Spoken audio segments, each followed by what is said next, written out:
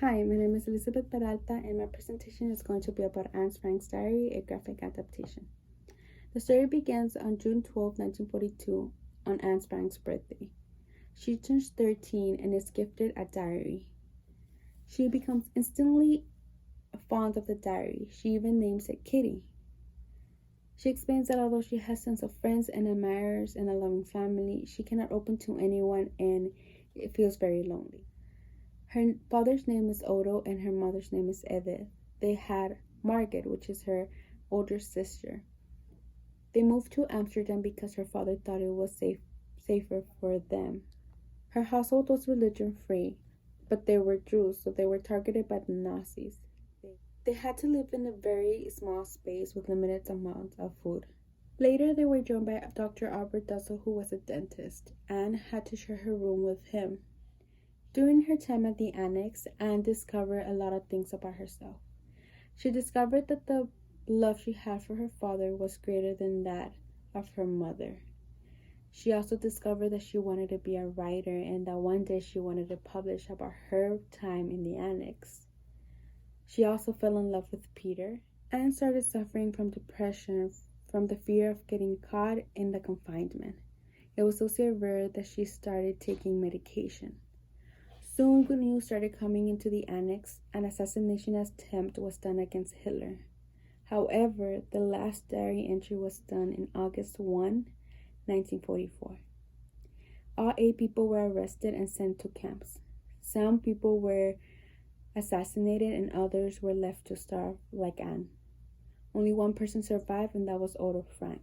The novel is very easy to follow. It starts from left to right and it has a very easy to read font.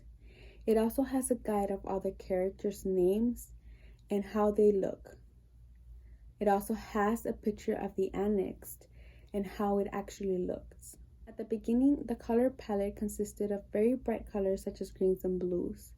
However, as Anne got depressed and sadder, the color palette started changing into tans, dark, gray, and black. The only bad part about this graphic novel is that not all diary entries were put into the novel. The Diary of Anne Frank is about a young girl's coming-of-age story. Just like many secondary students, Anne discovers herself and goes through the process of her emotions and her thoughts. And the graphic novel really illustrates what she thinks and how she thinks it and how she feels it. And students can relate to Anne's love-hate relationship with her mother and her love story to Peter. Use the novel with the original novel. This way, the students who find it hard to read can actually focus on maybe the pictures because maybe they're visual learners. Or maybe it serves them to better understand what is happening in the story.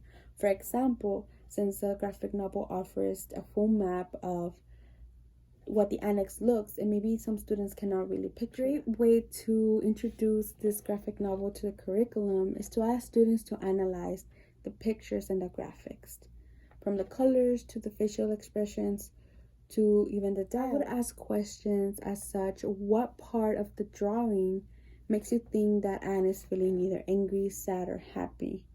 Why do you think the illustrator decided to draw Anne, or maybe her family, the way that he did? In conclusion, Anne Frank's diary, a graphic adaptation, can be a great novel to teach students due to its relatable themes and easy to follow graphics.